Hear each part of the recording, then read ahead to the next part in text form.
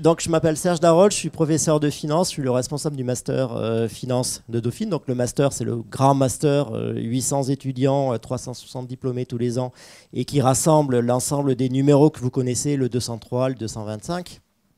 Et aujourd'hui, en fait, on accueille donc le Luxembourg pour cette conférence très dédiée fin et tech. Donc c'est en fait la troisième conférence qu'on organise avec le Luxembourg. On est un peu sur le trimestre luxembourgeois ici à Dauphine. Hein, voilà. On a eu une première conférence avec les étudiants du M1 pour les inciter à candidater et à faire leur césure au Luxembourg. On a eu Julie Becker, qui est la CEO de la Bourse du Luxembourg, qui a été la marraine de la promotion qui est sortie cette année donc, du Master Finance de Dauphine. Et donc, cette conférence qu'on organise dans le cadre des Days de Dauphine. Donc, ça montre bien en fait la volonté de la finance de s'ouvrir. Alors, on travaille beaucoup pour les acteurs parisiens. On forme des étudiants pour les acteurs de la finance à Paris, mais on est aussi en fait ouvert et on veut donner le maximum de perspectives à l'international. Donc le 203, on en a parlé, envoyé beaucoup d'étudiants à Londres. Maintenant, finalement, les gens travaillent pour les banques anglo-saxonnes, mais à Paris. Et aujourd'hui, le Luxembourg, c'est une opportunité de plus pour nos étudiants. Donc, il se passe beaucoup de choses au niveau des fintech au Luxembourg. Il y a plein d'initiatives, plein de projets, et c'est aussi intéressant de les écouter et de venir un peu nous mettre à jour sur ce qui se passe, sur les événements qui se passent au Luxembourg, sur la dynamique, sur les initiatives. Donc, c'est ce qu'on va faire aujourd'hui dans le cadre de cette conférence. Merci beaucoup d'être venu, et je laisse la parole donc, aux acteurs et à Alex. Ça mérite quand même un applaudissement de départ. Top. Tu laisses la porte ouverte, tu préfères? Ok, parfait. Bonsoir à tous. Mon prénom c'est Alex. Rapidement, je suis Deputy CEO à la Loft, Luxembourg House of Financial Technologies. J'étais par le passé entrepreneur. J'ai eu la chance ou la malchance de travailler 2 ans pour une banque suisse, dont je ne la nommerai pas. La chance, oui, la chance. Mais c'était les pires années de ma vie, Laurent. Donc je me suis dit, plus jamais je bosse dans la finance. Et un jour, on m'a appelé, on m'a dit, Alex, on lance la Loft. J'ai dit, pas pour moi. Ils m'ont dit, cette fois, tu seras du bon côté de la barrière. Donc on m'a expliqué un peu ce que c'était la FinTech. Et je me suis dit, pourquoi pas. Et ça fait 7 ans que j'y suis. Mais avant de parler de la Loft et du Luxembourg, faisons un tour d'horizon. Qui sait ce que c'est une FinTech? Et là, j'attends les étudiants. Ah non, là, vous trichez. J'attends les étudiants. Oui, tu as l'air d'être un étudiant. Tu es un étudiant? Tu as l'air jeune. Ok. Qu'est-ce que c'est une FinTech?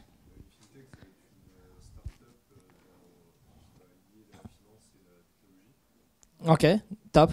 Oh, ils sont bons chez Paris de FinTech. Tu avais raison. Start-up ou pas en fait. Start-up ou pas? Oui, tu as des FinTech qui sont plus start-up. Du coup, voilà. Et ça, c'est là quand vous scannez ce QR code, vous vous connectez avec moi sur LinkedIn. C'est un peu de pub pour le journaliste surtout, parce que l'idée, c'est qu'on reste en contact. Non, mais je veux bien, oui.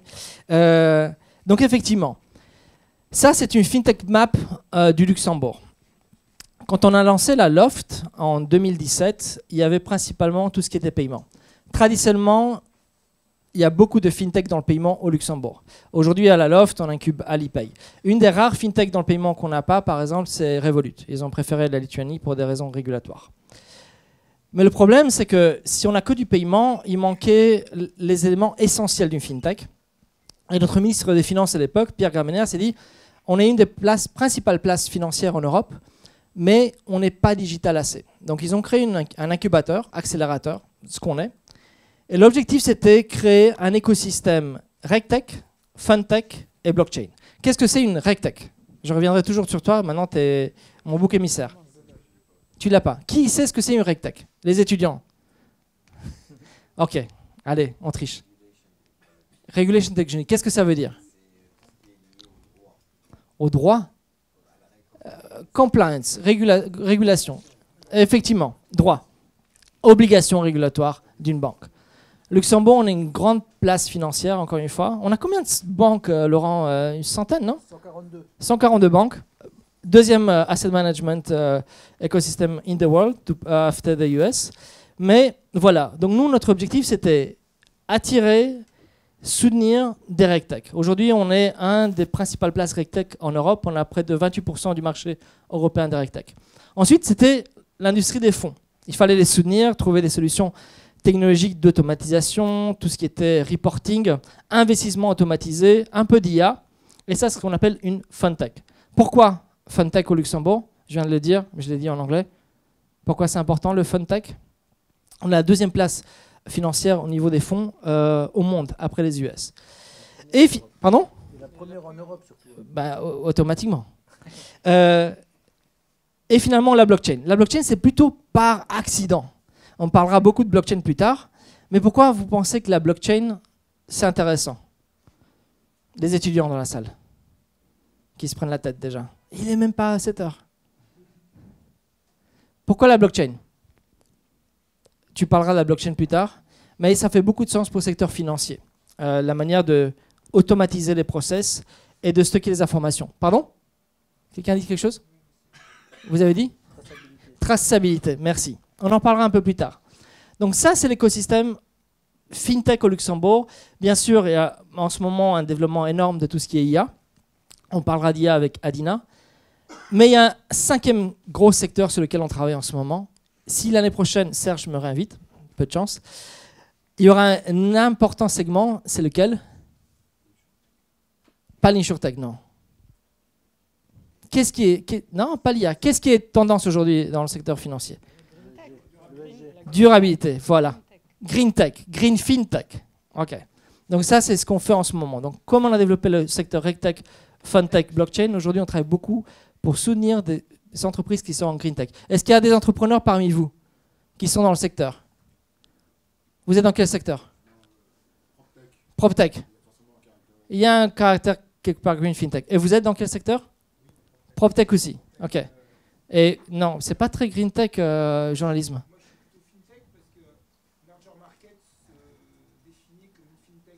OK.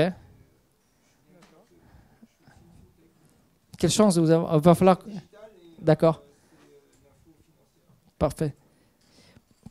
Est-ce que vous avez des questions avant que je passe à la suite? Non? C'est bon. Je vous ai déjà emmerdé. Alors pourquoi ils viennent au Luxembourg? Pourquoi toutes ces boîtes viennent au Luxembourg? Non, mon Dieu, c'est la réponse que j'espérais ne pas entendre. Rien à voir avec la fiscalité. C'est plus intéressant d'aller en Belgique, même en Roumanie d'ailleurs, qu'aller au Luxembourg, d'un point de vue fiscal. L'écosystème, effectivement. On l'a dit, secteur bancaire. Une autre raison. C'est pas la bouffe? Qui a dit ça? Tu es déjà passé au Luxembourg? Mais tu as été dans les mauvais restaurants. Prochaine fois, tu m'avertis. Connecte-moi sur LinkedIn. Parce qu'on parle 3,6 langues.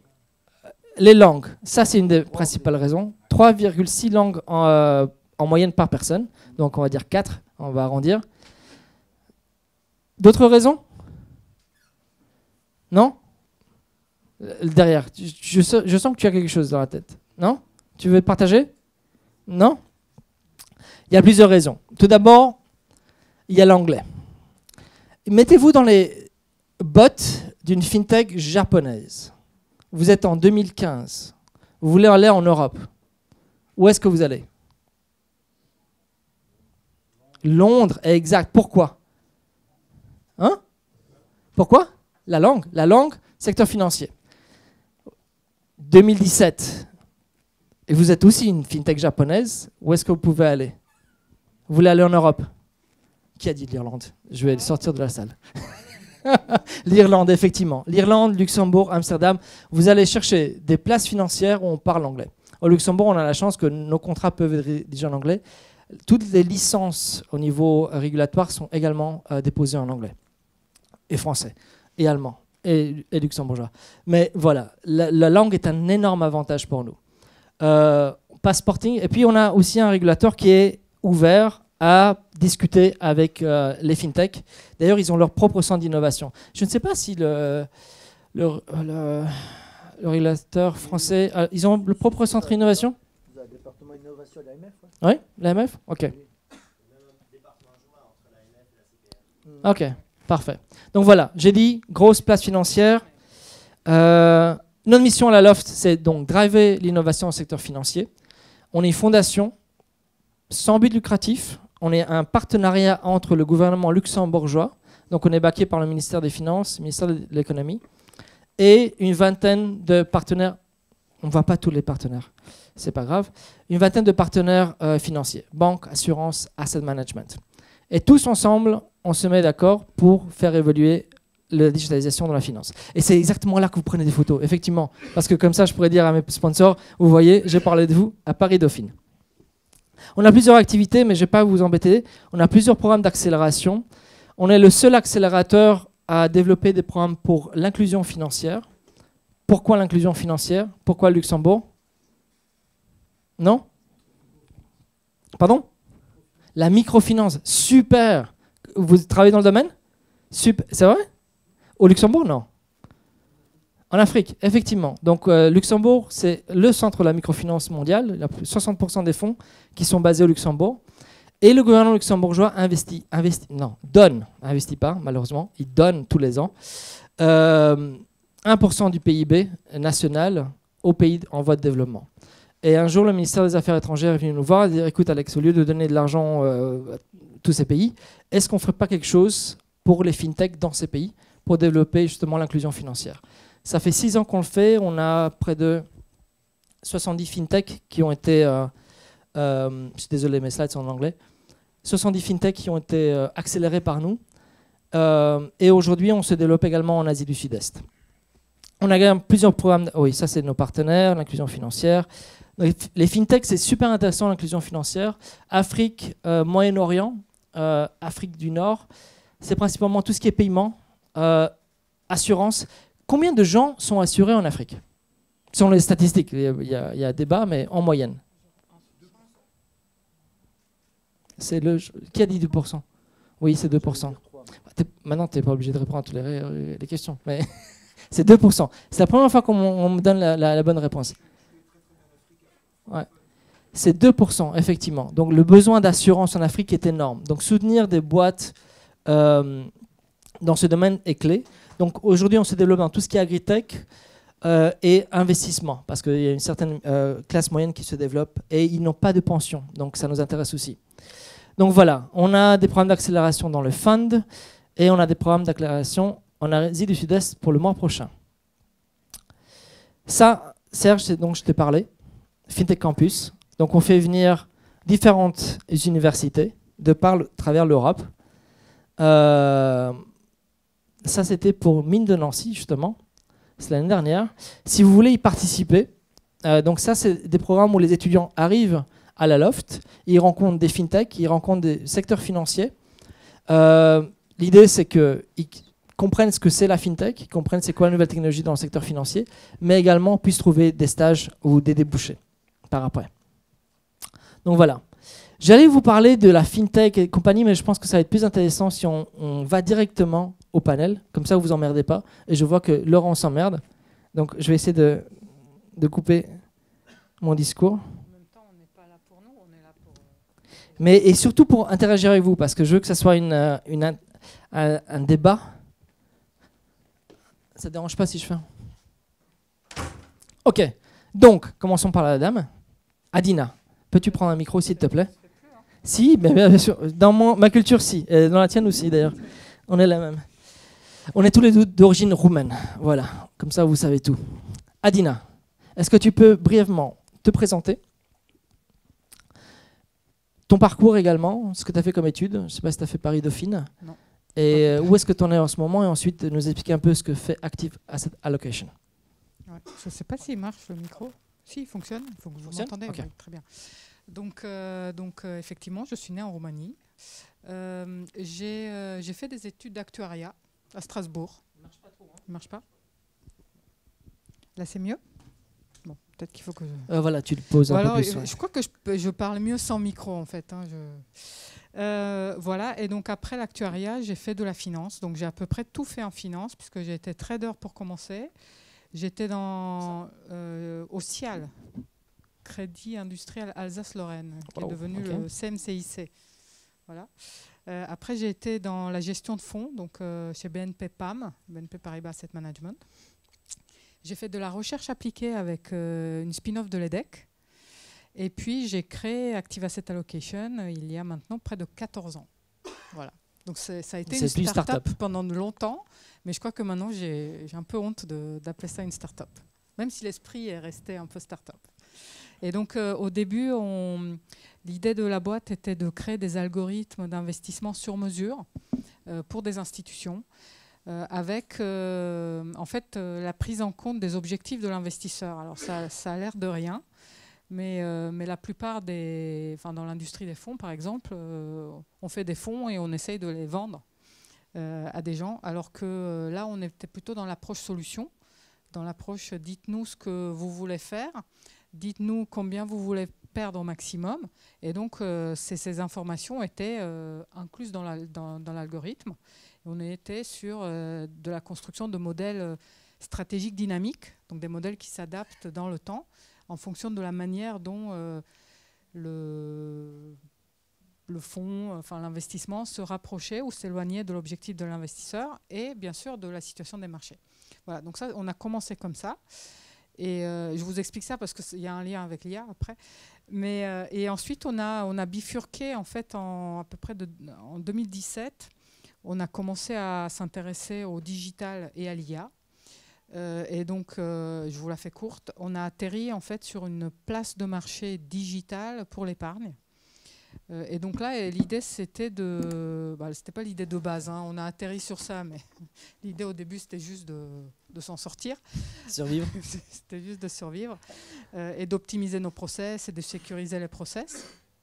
Mais on a trouvé dans l'épargne, donc en France, si vous connaissez un peu, quand on vend de l'épargne, il y a toujours 3 acteurs, les compagnies d'assurance, les sociétés de gestion et les réseaux de distribution. Et en fait, ce sont des animaux très différents, qui utilisent des systèmes très différents, qui ont une vie à part, chacun d'entre eux, et qui n'ont pas beaucoup l'habitude, on va dire, ou les systèmes pour travailler ensemble. Et donc, ils s'échangent des emails avec des fichiers Excel dans tous les sens. Et enfin, à la fin, il n'y a pas de transparence sur la performance. Je parle par exemple de la gestion pilotée, gestion sous mandat. Donc, Tu parles encore au présent, c'est encore le cas? Ah oui, c'est encore le cas. Okay. Voilà. Et donc, nous, on est venu avec cette plateforme digitale pour leur organiser tout ça et puis leur permettre de répondre à la fois à leurs propres besoins, mais aussi à leurs besoins d'interaction. Et il y a une grosse place à jouer là-dedans. Voilà. Parfait. On revient sur l'IA voilà. juste après. Laurent, je vais tenter avec le micro. Non, je pense que la moitié des gens te connaissent. Du moins, ils t'ont salué en entrant. Donc, ouais. En fait, ils sont tous là pour toi. Mais c'est ça. Non, c'est non, ça, non, c'est non. ça. Alors, donc, ton parcours, brièvement. Alors, je ne travaille pas dans une fintech. Je travaille à la Société Générale. Je suis Laurent Marocchini. Je suis en charge d'innovation chez Société Générale à Luxembourg. Je suis d'origine italienne. Je suis français, mais d'origine italienne. Hein? Non, pas corse. Hein. D'origine italienne. Je parle 3,7 langues. Non, j'en parle 3,7 parce que je parle super mal allemand. Hein. Mais je le parle quand même un petit peu. Hein. Donc, au niveau de mon parcours universitaire, j'ai été refusé au DESS 203 de Dauphine en 1997 ou 98, je ne me rappelle plus. Non, j'ai un master en sciences économiques et financières à l'université de Nancy et j'ai un master 2 spécialisé en innovation à l'université de Metz et des Trois-Rivières au Canada. Je suis rentré sur le marché du travail dans la prestigieuse entreprise qui s'appelait Paribas à l'époque. Donc, j'ai travaillé un petit peu à Paribas, à Luxembourg, ensuite chez Nomura, de l'autre côté de la planète, chez Nomura. Ensuite, j'ai travaillé 7 ans au Crédit Suisse Private Banking à Luxembourg. Et je suis rentré chez Société Générale en 2006 en tant que risk manager. Ensuite, j'étais quality manager. Et ensuite, je suis arrivé dans l'innovation, la blockchain, les cryptos, l'intelligence artificielle, tout ça. Donc, je me suis passionné sur ce sujet-là à partir de 2014. En parallèle de tout ça, je suis président à l'ALFI du groupe Blockchain et Crypto. ALFI, c'est l'association des fonds au Luxembourg. Voilà. C'est l'association pour les fonds d'investissement. Et je suis président avec Alex dans le groupe, chairman, on appelle ça chairman, du groupe FinTech et Innovation, donc à la BBL, qui est l'association des banques et banquiers luxembourgeois. Donc je m'intègre de plus en plus dans l'écosystème luxembourgeois de tout ce qui peut être FinTech, innovation, blockchain et crypto. Je suis blockchain et crypto leader du groupe Société Générale, même si je suis basé à Luxembourg. Super. Mais avant d'enclencher sur la blockchain, pendant que tu parlais, je me dis, imagine s'il avait fait Paris Dauphine. Il aurait été déjà CEO ou président du groupe, CEO du groupe Société Générale, certainement. Ou deputy CEO. Ou deputy CEO du groupe. plus sérieusement, que fait un Head of Innovation? Parce qu'on entend Head of Innovation par-ci, par-là. Quel est réellement ton rôle? Comment tu l'emploies et qu'est-ce que tu fais? Plein de choses. Alors, plein de choses. Je travaille, je crois que le titre de la conférence, c'est quoi? C'est le futur de la finance. Donc, le futur de la finance, c'est à la fois nos clients. Donc, quel est le besoin de nos clients? Quel est le besoin de nos prospects? Quel est le besoin des futurs investisseurs de demain? Donc, il y a un grand travail sur les besoins latents de nos clients. Il y a aussi comprendre les impacts des nouvelles technologies. Donc ça, nouvelles technologies, même si j'ai un gros hashtag blockchain crypto, je travaille beaucoup sur l'intelligence artificielle également. Donc c'est comprendre les impacts des nouvelles technologies et être en capacité de transformer tout ça.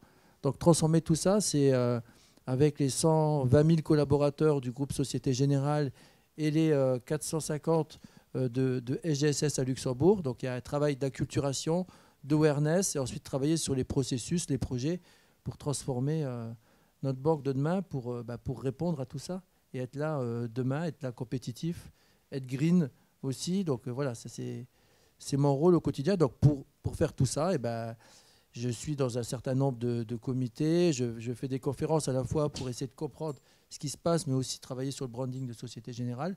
Donc intervenir dans des écoles aussi. Du coup, on peut faire plein de choses. Mais surtout, c'est réussir, être en capacité de transformer notre offre vis-à-vis de nos clients. Donc ça, c'est pour moi le point le plus important. Avant d'aller plus en détail sur ce que tu fais et certains des projets sur lesquels tu as travaillé, tu es Global Head Blockchain, c'est ça, on va dire? En charge de la communauté, on va dire. Global, voilà. Tu es le big boss blockchain chez Société Générale. Qu'est-ce que c'est la blockchain? Très brièvement. Qui sait ce que c'est la blockchain? On va poser la question au public. Hein, je pense qu'on en a 5. Donc voilà. Je pense que voilà. 5 qui peuvent te contredire. Oui, non. Non, la question elle est pour toi. C'est toi l'expert. Alors une blockchain, c'est quoi? Pour moi, c'est un registre qui est distribué. Donc je compare souvent la blockchain à un livre. On a la possibilité tous d'écrire sur le livre, de valider les transactions. Une fois qu'elles sont validées, on ne peut plus les effacer. Et pour passer d'une page à une autre, c'est sécurisé à travers un protocole. Donc tout le monde a accès. Donc c'est pas anonyme, c'est pseudonyme déjà sur les blockchains. Après, il y a différents types de blockchains, publics ou privés. Mais voilà, c'est la capacité d'avoir un registre distribué qui est accessible à tous. On a la possibilité de valider les transactions à travers un algorithme. Et c'est un registre distribué, voilà, transparent. C'est une base de données distribuée, transparente, okay. Comme un livre. Et tu peux nous expliquer pourquoi est-ce que c'est important chez Société Générale de travailler sur ce type de technologie, mais également nous donner justement un use case, un exemple de choses que vous faites en ce moment. Alors pourquoi c'est important? Parce que c'est une base de données qui est distribuée. Donc historiquement, les banques, elles ont toujours travaillé de façon centralisée avec ce qu'on appelle un middleman qui était vraiment central. Là, on est sur une base de données qui est distribuée. Donc, finalement, ce middleman, on peut s'en passer. Donc, on a toujours historiquement, on a créé ce middleman, ce tiers de confiance. Donc, aujourd'hui, quand on prend le cas du Bitcoin, qui est le premier cas d'usage de la blockchain comme moyen de paiement et pas comme moyen spéculatif, hein, parce qu'on achète généralement du Bitcoin, je dis certainement pour faire du profit, pas en tant que moyen de paiement. Donc, ma question, c'est qui est-ce qui a de la crypto ici? Bonne question, c'est ce que je voulais poser. pas beaucoup de gens. Pas tant que ça, Non. parce que mon ami Faustine Fleuret, avec qui j'ai passé pas mal de temps semaine dernière, ils ont fait un sympathique report. En France, il y a 12% de la population qui détiennent de la crypto en France. Donc ça, c'est le dernier truc. Donc tout ça pour en revenir. Pardon? Dans le journal Ouais, ce matin. mais le rapport est sorti officiellement jeudi, parce qu'elle l'a présenté au ministre de la Transformation numérique ce jeudi. Donc c'est vraiment des chiffres qui sont à jour d'avoir 12%. Il y a 25% de plus en un an. 1 sur 5, ouais. 1 sur 5. Un peu plus qu'ici dans, Oui, l'optimiste, alors, le journal. dans cette salle. Donc on est vraiment... Voilà, donc au niveau des cas d'usage, donc nous, on a déjà déterminé chez Société Générale 5 familles de cas d'usage. Le premier, c'est le financement du commerce extérieur, l'identité digitale, ce qu'on appelle les cross-border payments, j'arrive plus à parler français, mais c'est tout ce qui est paiement transfrontalier, tout ce qui est marché de capitaux et trading et assurance. Donc si je dois prendre un cas d'usage, je vais faire la promotion de notre filiale du groupe Société Générale qui s'appelle SG Forge, où on a la possibilité d'inscrire dans une blockchain un certain nombre de produits financiers. Par exemple, un bonds, donc une obligation. Par exemple, une obligation, on a la possibilité de l'inscrire sur une blockchain. Donc le registre se fera sur une blockchain. Donc c'est en fait créer l'infrastructure de demain. On la crée sur une blockchain. Parce qu'aujourd'hui, quand vous émettez par exemple une obligation, eh ben, l'obligation, il va falloir qu'elle suive un circuit traditionnel avec un marché primaire, un marché secondaire, tout ce qui est post-trade et tout ce qui est asset servicing.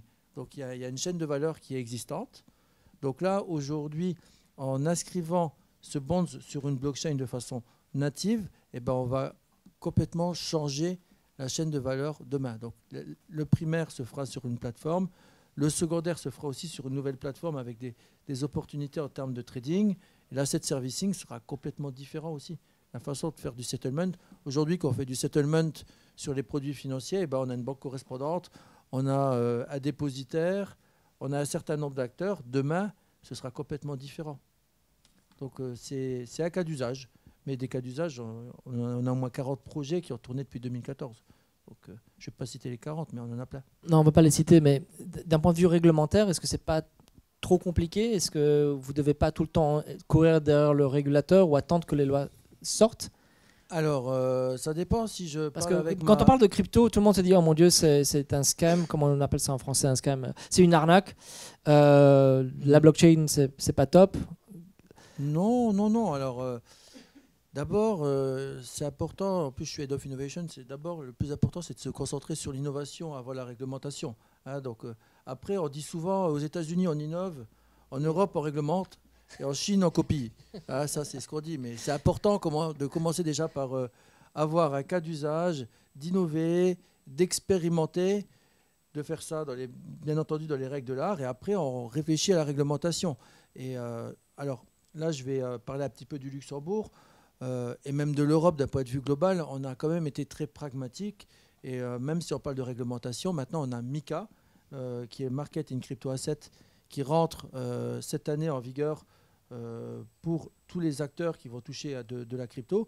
On a le régime pilote pour tout ce qui est security token, donc là qui est live depuis l'année dernière. Donc tout ça, voilà, on a une approche assez pragmatique en Europe et on veut quand même favoriser l'innovation. Et dans les règles de l'art, hein, on ne parle pas de scam, hein, parce qu'il y a moins de transactions illicites sur la crypto que sur la fiat. 0,17% des transactions sont illicites en crypto. Mais quand il y en a, forcément, on en parle. Forcément. Les journalistes, ils aiment bien parler de transactions illicites après. Voilà. Donc 0,17% des transactions illicites selon Chain Analysis. Et forcément, quand on parle de fiat, donc les euros, dollars, etc., je n'ai pas les chiffres exacts, mais je crois qu'on doit être à 2 ou 3% de transactions. Donc voilà. Merci. Donc, le cash, c'est vraiment une source de transactions illicites. On va revenir sur la blockchain, on va revenir sur la banque, mais parlons de IA, ce buzzword qu'on entend maintenant depuis 1 an et demi. On connaissait le buzzword avant, mais maintenant avec tout ce qui est generative AI, on en parle non-stop. Qu'est-ce que c'est l'IA? En fait, l'IA, c'est pas très sexy. Hein. C'est juste de la... Non, rends-le sexy, c'est l'objectif. Du Ils sont traitement venus, de il la est data. tard, rends-le sexy. En fait, ce qui est sexy, c'est ce qu'on arrive à en faire. C'est de voir ce qu'on arrive à faire avec un chat GPT. C'est de voir. Qui utilise ChatGPT ici? Et tous les étudiants, forcément. Pas mal. Ça pas fait mal. plaisir. Ok. Donc c'est voilà, ChatGPT, mais aussi les générateurs d'images, les DALL-E, tout ce qu'on est en train de voir là en ce moment fleurir de partout. Donc ça c'est excitant ce qu'on fait avec, mais l'IA sinon c'est juste du traitement de data. Qu'est-ce que vous faites avec l'IA justement? Alors nous on fait plein de choses. À la base, on a surtout utilisé l'IA pour vraiment augmenter la vitesse de calcul de nos algorithmes. Parce que quand on crée justement une allocation stratégique dynamique pour un investisseur institutionnel, on va travailler sur des milliers de scénarios prospectifs. Et donc, en fait, on ne peut pas calculer l'allocation optimale. En fait, il faut créer le modèle. Non, tu veux pas nous trop nous tard faire pour ça. Trop tard pour Ok. ça et j'ai encore le mal de tête. Ok. Grosso modo, on est obligé de passer par chaque étape intermédiaire, puisqu'à chaque étape, en fonction de ce qui s'est passé, on réajuste, etc. Et donc, pour faire ce paramétrage en univers stochastique rapidement, c'était impossible. Il fallait travailler pendant des semaines pour créer un modèle. Et avec l'IA, on est capable maintenant de le faire en quelques heures, voire parfois, si on définit bien le problème, quelques minutes. On est capable d'optimiser une allocation stratégique, pour le coup, en univers stochastique, donc sur des milliers de scénarios, en quelques secondes.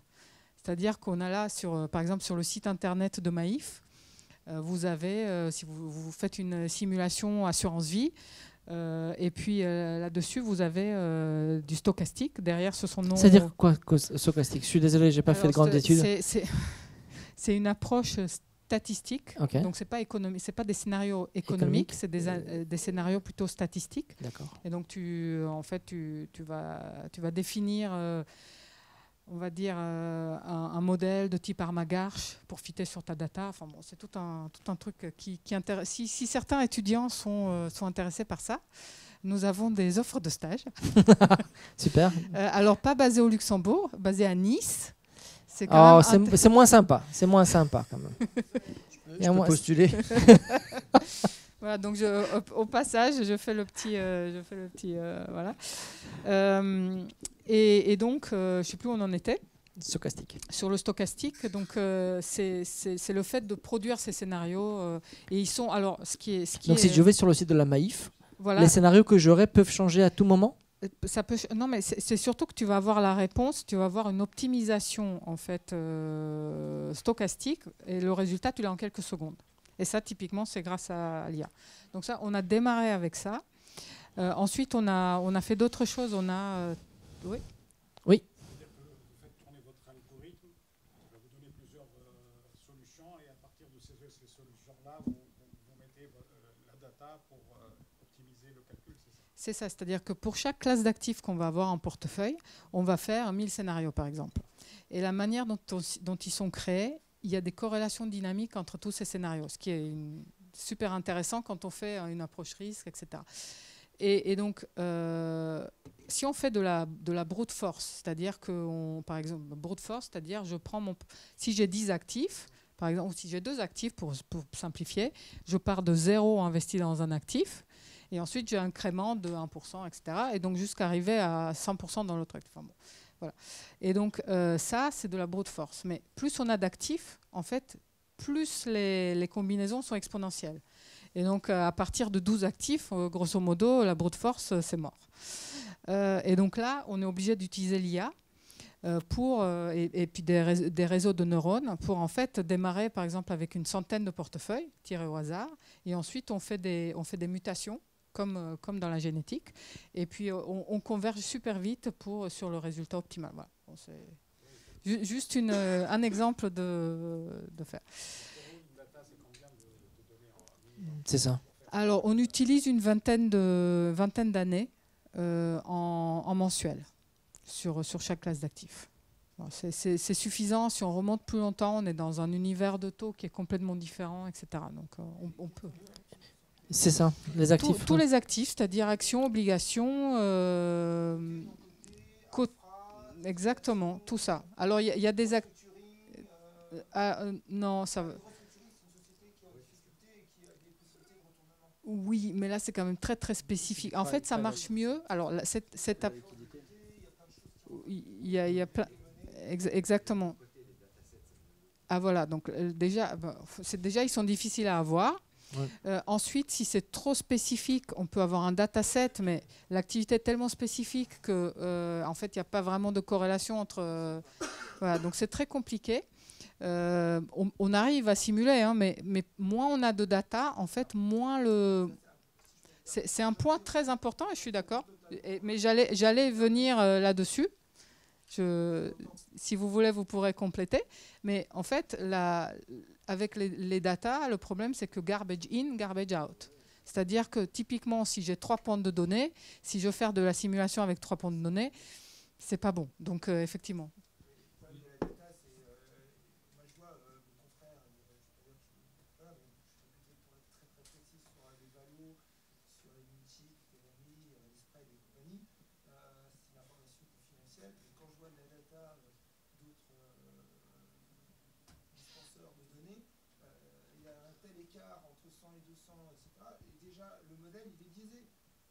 Commence à faire des calculs sur des datas qui ne sont pas bonnes, on arrive à des écarts incroyables. Exactement. La data. Non, mais je pense pas qu'elle parle de ChatGPT pour je ne parle pas du tout de ChatGPT. Non, c'est pas des modèles de. C'est pas ça. Vous voulez dire quelque chose, monsieur? Non, pas du tout. Pas du tout. C'est pas nécessaire. On peut faire de la parallélisation, par exemple. Ça, c'est... par exemple, quand on fait les simulations, on peut faire les simulations sur tous les actifs en même temps. Ensuite, quand vous faites l'optimisation de portefeuille, vous pouvez avoir plusieurs batchs. Il y a différentes techniques, ça dépend de... Donc si tu utilises des supercomputers, ça n'irait pas plus vite? Non, ça irait plus vite, mais là, c'est ce que je disais, c'est qu'en 2 secondes, on a fait une optimisation de portefeuille. Donc ça, c'est suffisant pour un conseiller en investissement, même pour quelqu'un qui est en ligne, en train de faire ça tout seul. Ce que je veux dire, c'est qu'avec l'utilisation d'un ordinateur quantique, par exemple, vous pourriez agréger beaucoup de données et puis faire des calculs beaucoup plus précis sur vos simulations. Oui, mais en fait... Oui, vous avez raison. La valeur perçue par le client final, par celui qui va payer, ne serait pas à la hauteur de ce que ça coûterait. Donc, dans le maniement de la data et dans tout ce qu'on fait, il y a vraiment un juste milieu à trouver entre combien ça coûte de produire ce qu'on fait et ce que ça va apporter, ou même pas ce que ça va apporter, mais ce que les gens pensent que ça va apporter. La perception du truc. Il y a des tas de... Vous voulez dire que le retour sur investissement... C'est ça. Ouais. Non. Et puis si on veut survivre, il faut qu'il y ait un retour sur investissement. Oui, les coûts plus faibles. Oui. Ouais. Vous voulez dire quelque chose? Un commentaire?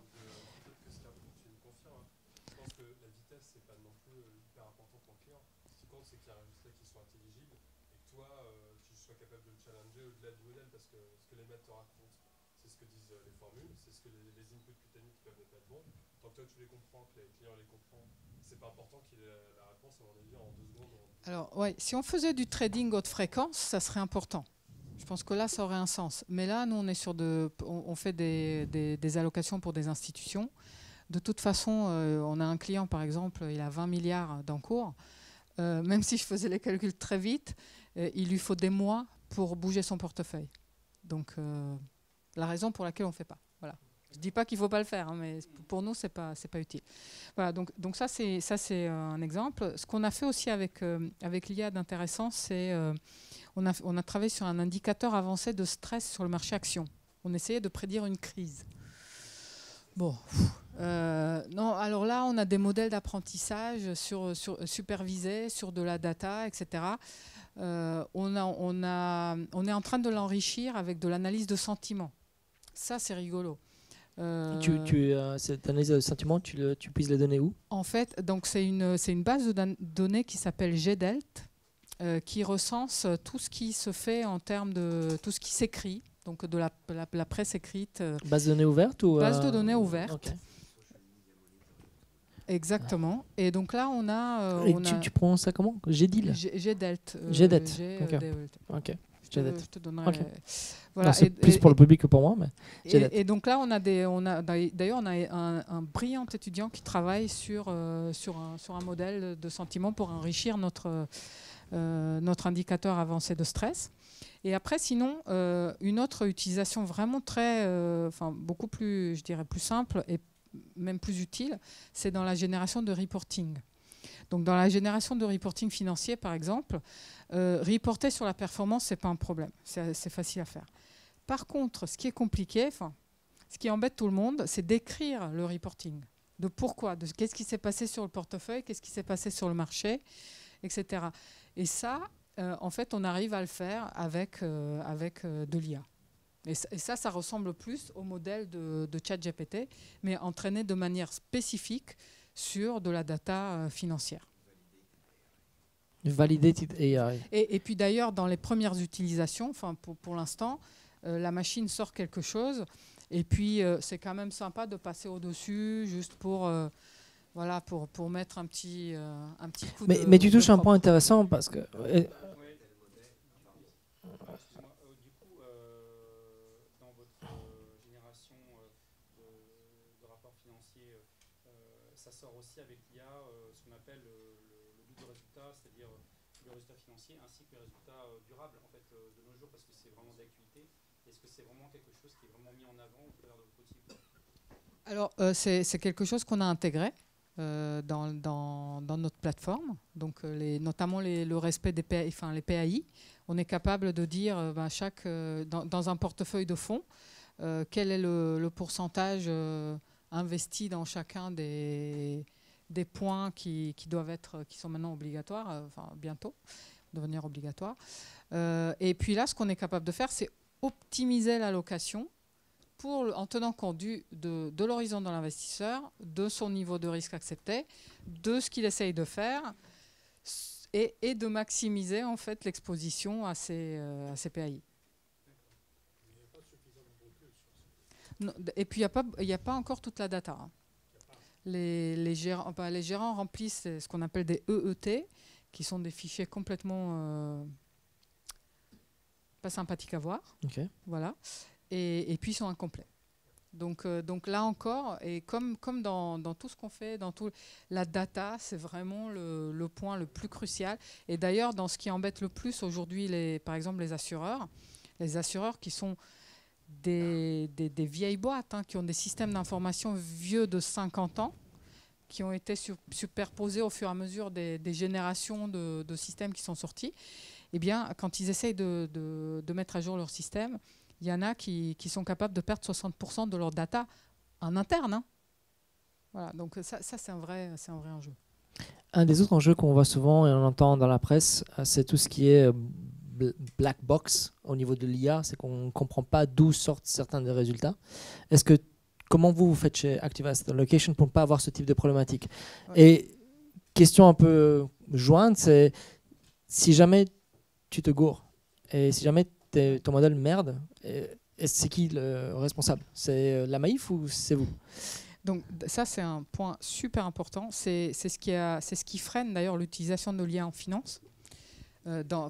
C'est que, alors oui, il y a des hallucinations, mais je veux dire, sur un calcul de portefeuille, il n'y a pas vraiment d'hallucination. Là, c'est vraiment le côté data mining. Donc nous, on n'utilise pas du tout de black box pour faire les allocations. On utilise justement l'IA pour augmenter la vitesse pour trouver la solution, mais pas du tout. Donc ça ne remplace algorithmes eux-mêmes. Les algorithmes eux-mêmes ont été générés par des humains en chair et en os. Voilà, mais effectivement, et donc en finance, on est obligé d'être capable d'expliquer comment on a obtenu un résultat. Donc on ne peut pas utiliser de l'IA générative, des black box, parce que si on ne peut pas expliquer le résultat, on ne peut pas l'utiliser. L'avantage du payant en IA, c'est qu'il peut expliquer la méthodologie. Comme GPT-4 payant, il explique sa méthodologie. Oui. Et il explique la source, Oui. Pas tant la méthodologie. Mais... tout en désignant la source. Oui, voilà. Ok. Mais le désavantage d'un tel modèle IA en LLM ouvert, c'est que lorsqu'il fait ses recherches, il ne prend pas la bonne bonne source, parce que c'est un professeur PhD de Stanford, et il prend le mieux coté sur Internet, parce que c'est l'influenceur qui a le plus de followers. Voilà. Et c'est ça ce qui crée... C'est incroyable. Ouais. Oui, c'est comme ça. C'est ça le référencement. Bien sûr. J'ai encore 1000 questions pour vous, mais il ne reste plus qu'une demi-heure. Donc, je laisse la place à... Oui. J'avais une question sur l'optimisation que vous évoquez. Elle est faite sur des datas. Mais les datas, par définition, elles sont anciennes.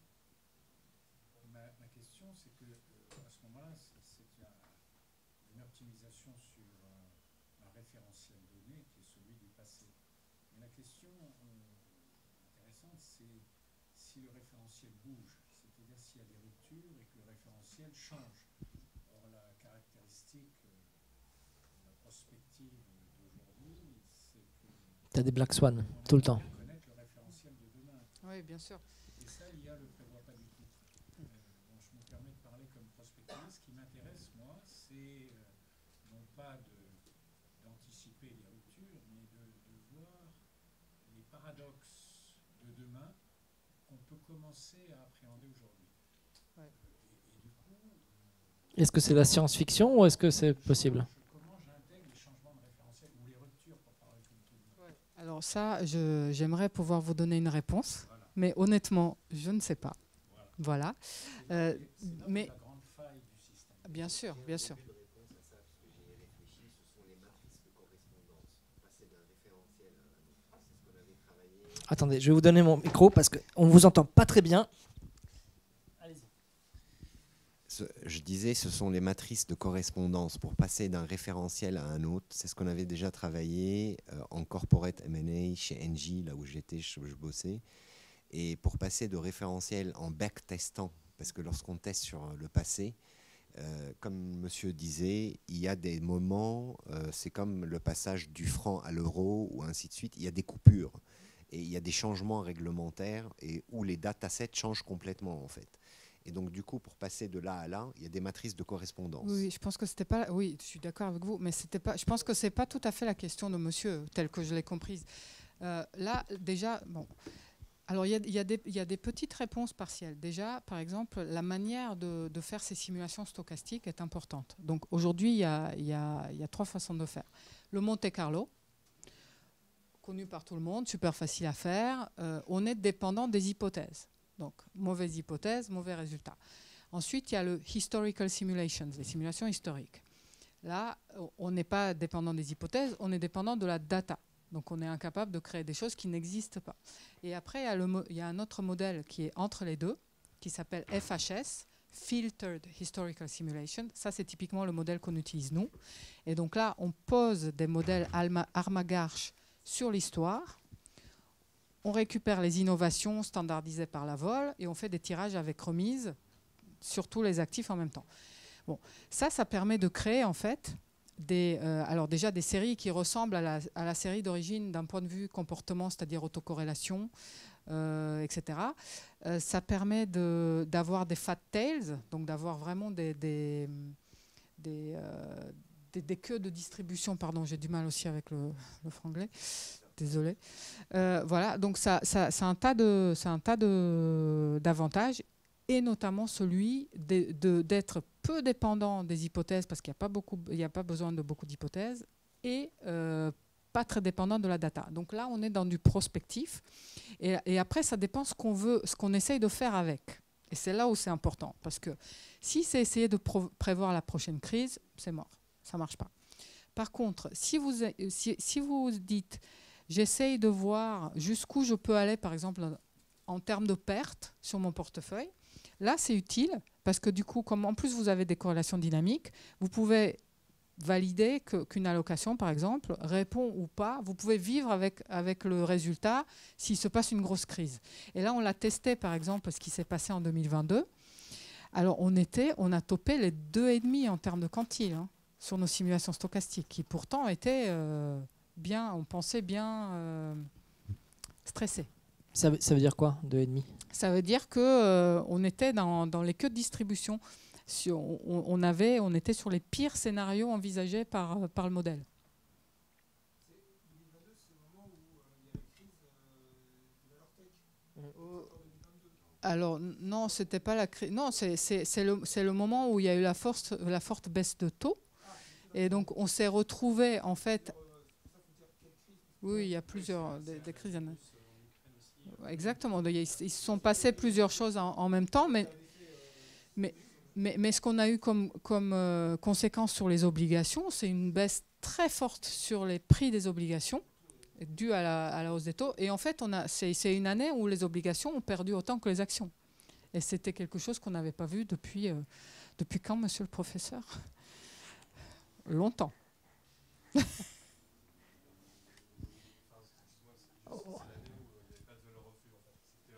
C'est ça.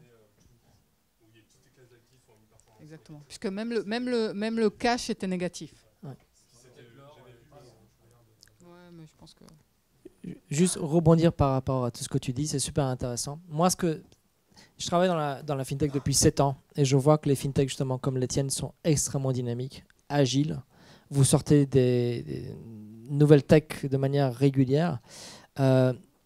Alors que je travaille également avec des gens comme Laurent, je travaille également avec les banques. Il y a toujours du mal elles sont, pas dire à la traîne, mais vous n'avez pas l'agilité. Quand tu as 120 000 employés, tu n'as pas l'agilité que Adina a avec... C'est combien d'employés tu as, Adina? 17. 17, voilà. Du coup, tu travailles beaucoup avec les fintechs, tu t'intéresses beaucoup à ce qui se passe, mais où est-ce que tu vois le futur de la banque? Et là, c'est plutôt une question personnelle, Laurent, je ne te l'ai jamais posée en 7 ans. Ouais. Est-ce qu'il y a encore un rôle pour les banques dans le futur, avec tout ce qui se passe aujourd'hui? Si je dis que j'ai pas de rôle, il vaut mieux que je parle. Ne dis pas parce qu'on est enregistré aussi. Alors, donc... déjà rapidement pour rebondir sur l'IA, parce que je vous ai écouté depuis... Ah oui, c'est vrai, tu en fais aussi. Ouais, j'en fais. Et l'IA, ça date de quoi? De 1956, hein, oui, c'est à la conférence de Dortmund, je sais plus quoi. Et puis l'IA dans les banques, même si on dit qu'on n'est pas agile, il faut savoir que dans les années 2000, et bon, je travaille à la Société Générale, les salles de marché, on utilisait quand même des algorithmes assez puissants dans les salles de marché déjà depuis plus de 20 ans. Hein, donc ça, c'est pas quelque chose de nouveau. Et aujourd'hui, quand on parle d'intelligence artificielle, on a 330 cas d'usage avec un objectif de création de valeur de 500 millions d'euros d'ici 2025, avec des familles. On a bien entendu des familles de cas d'usage sur l'intelligence artificielle. Donc oui, vous êtes certainement beaucoup plus agile que les banques, mais beaucoup plus petit. Mais beaucoup plus petit. Et donc dans les familles de cas d'usage, à peu près 20% de nos cas d'usage, ils sont liés à tout ce qui peut être gestion de la fraude et du risk management. Alors qui s'est déjà fait pirater sa carte bleue? Okay. Voilà, moi je me la suis déjà fait pirater 3 fois et je remercie chaque fois ma banque. Et pas que Société Générale, parce que je ne sais pas tout mon argent à la Société Générale, c'est le principe de la diversification. Ce qui est important, c'est que voilà, on a des algorithmes qui tournent, on a de l'intelligence artificielle qui permettent déjà de savoir si on a des flux cash qui sont atypiques. Et là, c'est chaque fois la banque qui m'a appelé pour me dire « Monsieur Marocchini, vous êtes au Paraguay ?» « Non, je suis chez moi là. » Ah d'accord, ok, bon, vous êtes fait pirater, il y a 10 virements de 499 € sur votre compte. Donc voilà, ça c'est le genre d'intelligence artificielle sur lesquels on travaille. Ensuite, sur certains postes régulés, on est enregistré. Donc là, au lieu d'écouter les bandes passantes, parce qu'on est obligé d'écouter les bandes passantes, on fait du voice-to-text traditionnel qui nous permettent d'être plus efficaces aussi là-dedans. On a 60% de nos cas d'usage qui tournent sur de l'efficacité opérationnelle. Et puis là, on a un petit peu parlé de GenAI, et c'est notre ami Bill Gates qui disait que la GenAI, c'était le meilleur outil de productivité. Donc voilà, l'efficacité opérationnelle dans les banques, c'est beaucoup d'intelligence artificielle. Hein, donc on va dire que c'est de l'automatisation en utilisant de l'intelligence artificielle. Pourquoi lire un prospectus qui fait 80 pages quand on est dans les fonds d'investissement alors qu'on doit extraire une dizaine d'informations dedans? Donc l'intelligence artificielle, avec de l'entraînement, du machine learning, nous permet effectivement d'être beaucoup plus efficace là-dedans, donc 60%. Et le reste, et c'est ce qui m'est cher parce que j'aime bien quand même le développement, hein, je préfère le développement à l'efficacité opérationnelle, c'est tout ce qui est client satisfaction, le développement business. Et donc là, on peut avoir aussi des chatbots. On a des chatbots qui tournent chez Société Générale et chez Boursorama. Je sais qu'il y a un chatbot conversationnel. Voilà, on travaille sur ce type de sujet pour mieux connaître nos clients et aussi déclencher des intérêts d'achat, etc. Donc ça, j'ai tendance à dire, voilà, on travaille là-dessus depuis très longtemps. Et pour en revenir sur les fintechs, donc effectivement, nous, c'est un sujet qu'on regarde depuis aussi longtemps, comme toutes les banques. On regarde, on a déjà fait l'acquisition d'une bonne dizaine de fintech. Donc tout ça, c'est public. Vous n'êtes pas encore en discussion, non? On ne les a pas rachetés. Okay. On les a pas encore rachetés. Non, mais après, voilà, c'est une histoire je crois que je serai au courant. Tu seras au courant? Ouais. Peut-être pas moi en fait, mais voilà, donc on a déjà fait l'acquisition d'un certain nombre de fintech. Alors ça peut être des acquisitions majoritaires ou minoritaires, on peut prendre des parts, mais tout ça c'est fonction du business. Si on voit qu'on a un intérêt court terme et qu'on n'a pas le choix parce qu'il y a une réglementation, eh ben, on fera l'acquisition d'une start-up. Et quand on voit sur le marché aujourd'hui qu'il y a certaines start-up qui ont été rachetées, des prises de participation, tu prends le cas par exemple de FundsDLT à Luxembourg, qui a été racheté par Clearstream. Là, aujourd'hui, on a vu Isness, qui est une start-up française, où il y a eu une prise de participation d'Euroclear. Donc, si on a vraiment un besoin et qu'on sait très bien qu'il vaut mieux qu'on rachète une start-up plutôt que de construire quelque chose, c'est toujours le build by partner. Voilà, on s'y mettra. Donc, on a cette agilité là de pouvoir travailler, coopérer avec des start-up, les acheter ou bien co-construire aussi des choses avec des start-up. Très bien. Écoute, moi j'avais relevé 6 cas d'usage et tu les as tous mentionnés. Donc bravo. Bravo Laurent. Alors, question. Allez-y. J'avais une question à vous poser par rapport à ce que vous utilisez. Merci. Oui, bonsoir. J'avais une question à vous poser par rapport à ce que vous disiez au début, avant qu'Adina intervienne. Vous avez parlé de l'émission d'une Green Bond avec la Société Générale sur la blockchain ou avec la blockchain. Vous avez utilisé ce qu'on appelle des smart contracts pour pouvoir faire évoluer le Green Bond dans le temps, c'est ça? Alors, des émissions, on en a fait plusieurs. Je n'ai pas forcément parlé du Green Bonds qui a été émis en décembre de cette année. Donc, pour chaque émission, alors que ce soit un bond ou un produit structuré, on a à chaque fois des smart contracts, parce que le smart contract, c'est le code qu'on va inscrire dans la blockchain pour générer des événements automatiques comme des coupons, des émissions, etc., etc. Donc, à chaque émission dans de la blockchain, on les fait de façon native et on les a fait chaque fois sur des blockchains publiques, il y a des smart contracts qui permettent de gérer les événements. Donc en fait, le smart contract, il permet de modifier en fait sur la blockchain le green bond dans le temps en fait, jusqu'à l'installation. De gérer des événements. Gérer des événements, ouais. C'est comme si on automatisait le métier de corporate action finalement. Comment c'est green alors que vous utilisez les blockchains? C'est incompatible. Ah, ça c'est l'autre mythe. Alors là, je vous conseille d'aller sur le site de Société Générale Forge, où ils ont utilisé une blockchain publique Ethereum. Et justement, ils ont calculé l'empreinte carbone. Ouais, ils l'ont fait avec l'Institut Bachelier, je crois, de mémoire. C'est...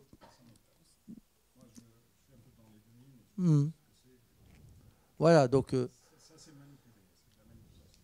Non, ça dépend du type. Non, ça dépend du type de protocole utilisé. Bon, bah ça, je ne commenterai pas cette actualité. Je en sais parle juste après, que dans le rapport qui a été fait, ils ont calculé l'émission carbone de l'émission jusqu'à la fin, et ils arrivent à 2,6 kg d'empreinte carbone. Je ne sais pas dire si c'est bien ou pas bien. Après, voilà, je sais que les données et le report est public sur le site de la compagnie. Oui, je sors un tout petit peu du du technique, mais c'est sur le même sujet du Green Bond. Je veux parler un tout petit peu de réglementaire. Je travaille moi-même dans l'asset management à la Société Générale, justement. Et donc, il y a les émissions. Donc, j'imagine que c'est des émissions primaires qui ont été faites, notamment le Green Bond en décembre. Mais réglementairement, comment ça se passe aujourd'hui si la société de gestion pour laquelle je travaille veut acheter le Green Bond qui est sur la blockchain, ce qui est en dehors de tout... tout marché utilisé aujourd'hui par les sociétés de gestion, comment ça se passe? Est-ce que c'est déjà possible sur le secondaire? En tout cas, déjà, je te félicite de travailler à la Société Générale. Et je suis ravi d'avoir des questions de la Société Générale. Hein? Non, on se connaît pas, mais maintenant on se connaît. Donc, alors, si tu veux acheter Green Bond de la Société Générale, aujourd'hui, les produits tokenisés ne circulent pas sur des marchés dits réglementés. Donc, il y a le régime pilote. Donc, aujourd'hui, si tu veux acheter une part de Green Bond, aujourd'hui, ça a été acheté par AXA et Generali. Il faut que ça se passe en OTC pour le moment.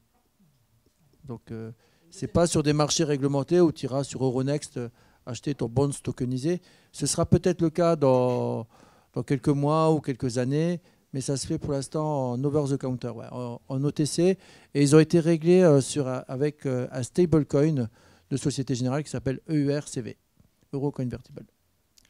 J'ai une question pour Adina. Sur ces technos d'asset allocation, on ne les voit pas chez les retail. Est-ce que c'est un problème de coût? C'est un problème de masse critique pas suffisante? Sur les fonds, oui, mais sur le retail, non. En fait, on commence à les voir. Par exemple, donc nous, on a commencé sur l'institutionnel, mais depuis 2017, je crois, on fait des gestions pilotées et qui sont à destination du retail. Alors, par rapport aux encours, par exemple, qu'on conseille, on conseille aujourd'hui 22 milliards. C'est sûr que le retail, ça fait à peu près 500 millions. Donc, c'est tout petit. Mais grâce à la digitalisation, en fait, pour moi, on peut travailler à partir de 1 euro. Il n'y a plus cette limite je passe 3 mois à mettre en place le modèle, donc si je n'ai pas 100 millions, je ne fais rien. Donc ça commence à émerger.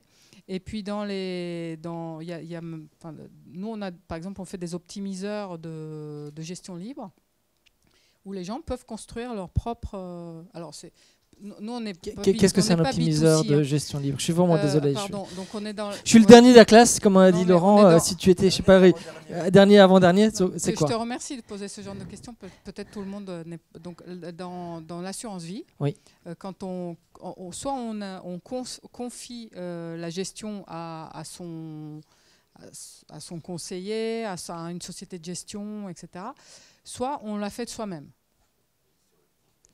Alors non, c'est pas. Non, comment tu le fais toi-même? Non, c'est pas l'action active et passive. Hein, c'est vraiment l'allocation confiée à un expert ou l'allocation qu'on fait soi-même. Donc gestion libre, c'est quand on fait soi-même. Okay. Ou d'ailleurs avec l'aide de son conseiller. Okay. Et donc là, il y a des optimiseurs qui sont faits pour ça. Donc les gens peuvent déjà les utiliser. C'est-à-dire que moi, je peux l'utiliser pour moi-même et je vais chez mon banquier, je lui dis utilise ce modèle. Donc c'est pas disponible parce que nous on fait pas de B2C par exemple. Okay. Donc on a équipé des conseillers. L'idée c'est que voilà, in fine, si on arrive à démocratiser ça jusqu'au bout, c'est que chacun puisse utiliser. Mais c'est une excellente question. Pourquoi est-ce que c'est pas démocratisé? C'est trop de coûts pour toi? Oui, et puis il y a la distribution en fait. Aujourd'hui, l'assurance vie par exemple en France est vendue par des conseillers. Ah, tu dois être conseiller. Il y a peu de gens qui se réveillent un matin et se disent attends, je vais me faire mon assurance vie. Et puis en fait, tu es démarché par un CGP souvent. Donc 97% je crois des flux sont passés par des conseillers en gestion de patrimoine. 3% sont achetés en ligne. Chez Boursorama, chez Nalo, chez Yomoni. Bah oui. Si au final, tout le monde utilise votre modèle, à la fin, ça n'a pas créé une perturbation dans le marché? Alors, avant que ça crée une perturbation dans le marché, non. Et alors, après les modèles dynamiques et les modèles d'optimisation vraiment statiques, c'est pas du tout le même fonctionnement. Donc, déjà, en utilisant les deux, déjà, on a... Et puis après, une allocation est optimale à un certain niveau de risque, un certain horizon, sur un objectif, etc. Donc, tout le monde n'aura pas la même. Il y avait une question, oui, monsieur. Une question. Et ça dépend bien sûr des inputs. On est loin d'être les seuls sur ce marché. Je risque de changer de sujet, mais les monnaies numériques de banque centrale, c'est un sujet qui paraît intéressant. Moi, j'ai deux questions. C'est comment les banques réagissent par rapport à ça, comment ça marche, et surtout, qu'est-ce que ça va changer pour le client final. Je peux prendre?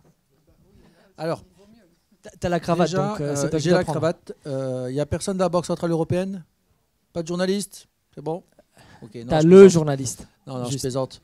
Alors déjà, il faut bien distinguer les deux types de monnaie digitale de banque centrale, donc CBDC, comme on dit. Il y a le retail pour monsieur et madame Michu, et il y a le wholesale pour les asas, on va dire, pour les asas. Donc, pour monsieur et madame Michu, le DigiEuro, aujourd'hui, donc effectivement, d'un point de vue global, il y a 85% des banques centrales qui ont des projets en cours sur des émissions de monnaie digitale de banque centrale, sauf si Donald Trump sort des élections, il faudra relever les États-Unis, parce qu'il a dit que c'est la première chose qui ne ferait pas, entre guillemets. Mais voilà, il faut savoir qu'il y a déjà toutes les banques centrales qui sont en train de travailler sur ce sujet. D'un point de vue marché européen, et pour monsieur et madame Michu, donc le retail, il y a des projets qui tournent au niveau de la Banque centrale européenne. L'enjeu numéro un, on va dire, c'est la souveraineté. Hein, c'est la souveraineté parce que si je vous dis qu'est-ce qui se passe si Mastercard, American Express, tous les players américains tombent du jour au lendemain en panne, comment que ça va se passer pour nos paiements déjà? Il y a déjà un vrai enjeu de souveraineté en Europe. Mais après, aujourd'hui, la valeur ajoutée qu'on peut avoir d'un DigiEuro, elle est encore à prouver et le modèle est encore très loin d'être validé. Si ça se trouve, ça ne tournera même pas sur de la blockchain. Donc, comment les banques réagissent aujourd'hui? On participe, donc nous, on fait partie de l'advisory group à la Banque centrale européenne. On a un représentant de Société Générale qui est parisien et qui fait partie du groupe. Donc, c'est la mise à disposition. Donc, aujourd'hui, le modèle, c'est les banques commerciales, elles participent à la création monétaire. Il y a un modèle qui est établi. On pense que ce n'est pas la Banque centrale européenne qui le fera dans le futur avec un DigiEuro. Ça restera au niveau des banques commerciales. Et on sait très bien qu'on ne va pas faire un KYC au niveau de la Banque centrale européenne déjà. Donc voilà, on pense que le modèle ne va pas changer, que les banques devront créer des wallets. Et par contre, il y a toujours des questions de privacy. Il y a encore beaucoup de questions là-dessus. Ça, c'est le modèle retail. On ne s'attend pas forcément à une grande révolution. Ensuite, ça marche déjà en Chine avec le DigiYuan. Il y a de mémoire déjà 15 milliards de transactions qui tournent déjà sur les monnaies digitales en Chine. À regarder de près comment fonctionne ce modèle pour voir si ça vaut le coup. Après, il y a des expériments. Après, il y a le Salvador qui a pris le modèle carrément opposé où s'est dit moi, je ne vais pas créer ma monnaie digitale, je vais reconnaître le Bitcoin comme monnaie légale. Ensuite, il y a tout ce qui peut être wholesale. Donc, wholesale, c'est quand on fait du settlement sur des marchés de capitaux, donc sur des grosses transactions de marché.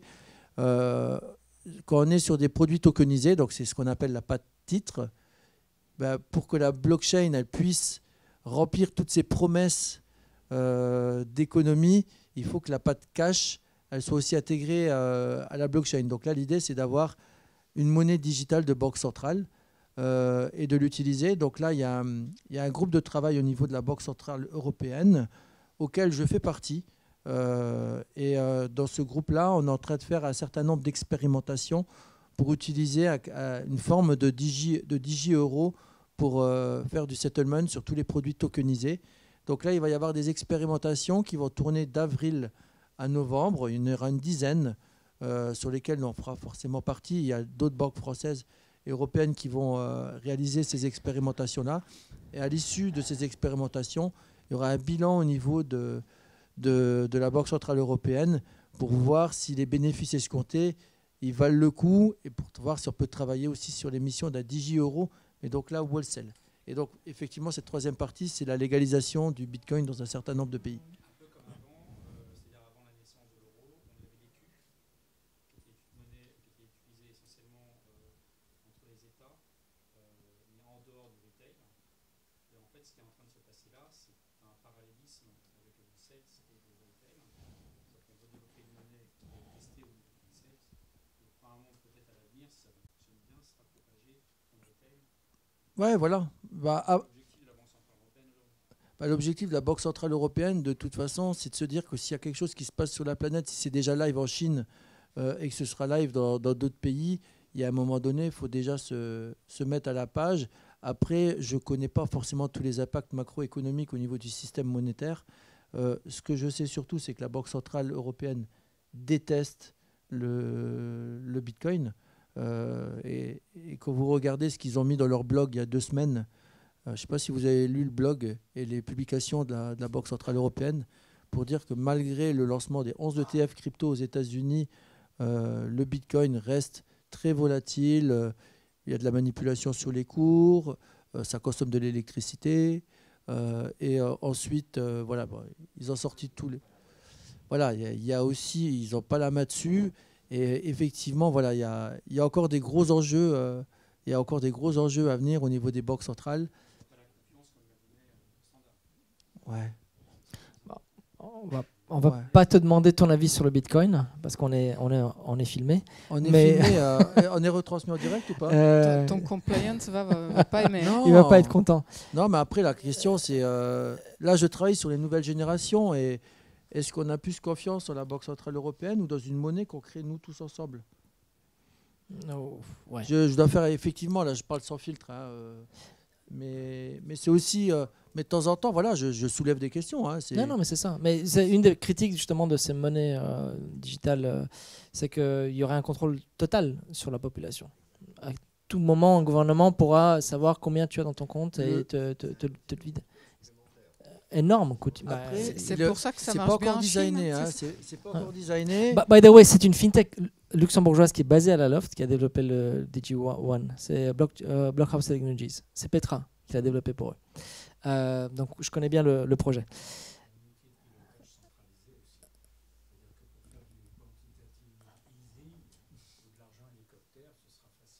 Oui, c'est le pro. Il y a le contre. Encore quelques questions, on a plus beaucoup de temps. Le modèle est encore loin d'être arrêté. Voilà, donc on parle de 2027-2028. Mais c'est demain, ouais. C'est demain. On a encore 9 minutes. Ça se prépare aujourd'hui, demain. Si je peux me permettre, vas-y, mais fort. Est-ce que vous avez entendu parler du stacking de stablecoin? Stacking de stablecoin. J'ai entendu dire qu'il y avait des rendements qui sont assez extraordinaires en ce moment, qu'il y a des besoins en financement. Voilà, est-ce qu'il n'y a pas un risque et est-ce que vous avez constaté que c'est une réalité? Alors là, je parle vraiment à titre perso, parce qu'on ne fait pas de crypto à la Société Générale.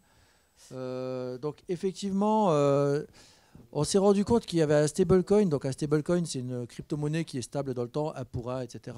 On se rappelle de Terra Luna où un stablecoin offrait des rendements à 17% alors que les taux étaient généralement à 3-4%. Donc je me suis dit, tiens, c'est le moment de sortir le fameux livret A que les Français adorent, de sortir tout du livret A et de mettre sur une crypto. Mais même si je suis avant-dernier de la promo, parce que c'est Alex le dernier, j'ai quand même regardé, je me suis dit que c'était un stablecoin algorithmique, donc je me suis dit non, ça vaut peut-être pas forcément le coup.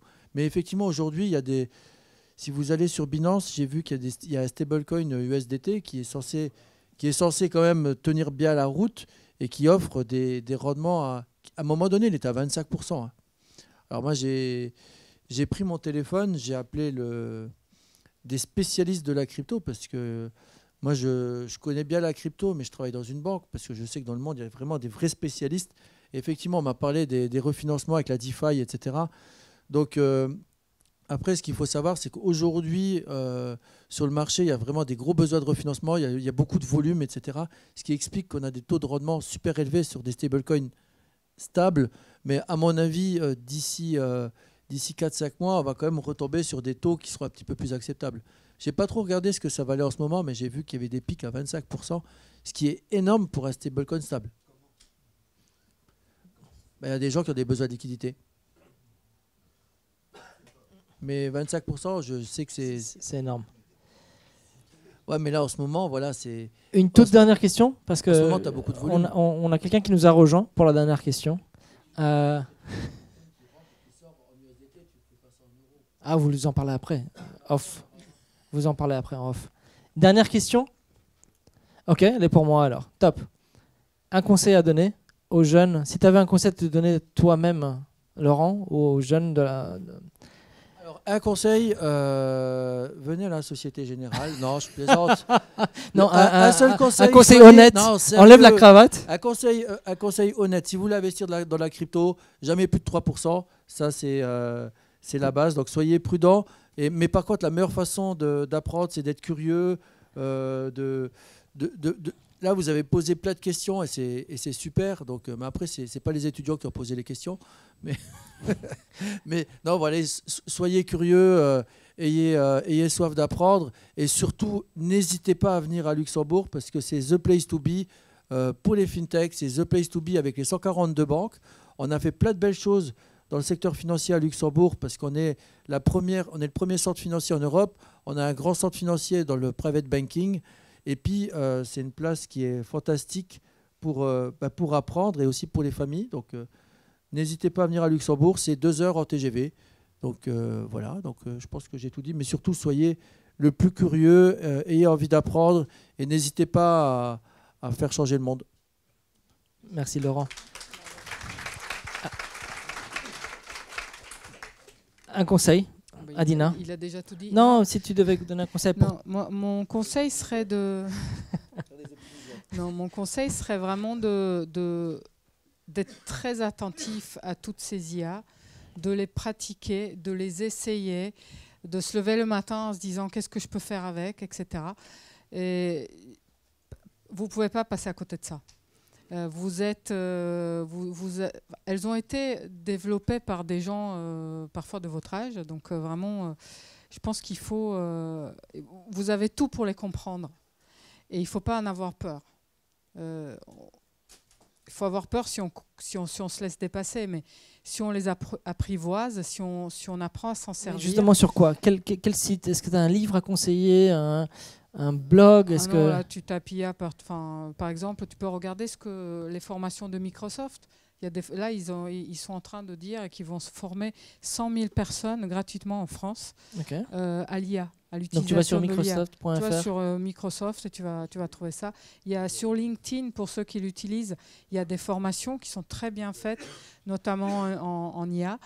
Donc je pense qu'il ne faut vraiment pas hésiter à regarder, à les tester, à jouer avec. Par contre, là où faites attention, ne laissez pas l'IA réfléchir à votre place. Ça, c'est le gros danger. On devient fainéant. On devient très fainéant et en fait, ces IA, elles sont utiles en tant qu'assistants. Elles ne peuvent pas remplacer, en tout cas pas aujourd'hui.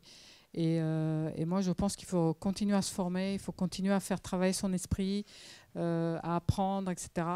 Sinon, c'est mort. Ouais. Avant que vous quittiez, j'aimerais tout d'abord qu'on remercie nos panélistes. Merci Laurent, merci Adina. Merci à toi. Qu'on remercie Serge de nous accueillir à Paris Dauphine. Merci beaucoup Serge. Plaisir de te voir à Luxembourg. Qu'on remercie Ophélie, viens ici, celle qui a organisé ça. Luxembourg for Finance. Alors Ophélie, il y a un site. Il y a le site Move to Lux qui est dédié à .com et qui est dédié à la place financière de Luxembourg, qui vous invite à découvrir, vivre à Luxembourg, travailler à Luxembourg. Est-ce que c'est sympa de vivre à Luxembourg? C'est très sympa. Oui. Toi, tu es française? Alors, je suis française et je vis en France, mais tu travailles au Luxembourg? Mais j'y travaille depuis maintenant 10 ans. Voilà, et j'ai travaillé à Paris, donc je vois la différence de culture. Je vois également. Alors moi, j'aime beaucoup le côté international de Luxembourg. On y parle anglais couramment. J'y parle couramment dans mon travail actuel, et c'est une chose que j'apprécie beaucoup. Donc voilà. Donc movetolox.com. Et dernière chose, parce que je pense qu'on a un photographe qui est ton prénom? Nicolas. Et Nicolas, dis-moi si j'ai tort, mais si tout le monde se mettait ici devant, tu prendrais une superbe photo. En plongée. Tu as un angle assez grand? Ah, super. Donc je vous invite, avant qu'on parte, à venir devant. On va prendre une photo de groupe. Merci beaucoup. Merci à tous.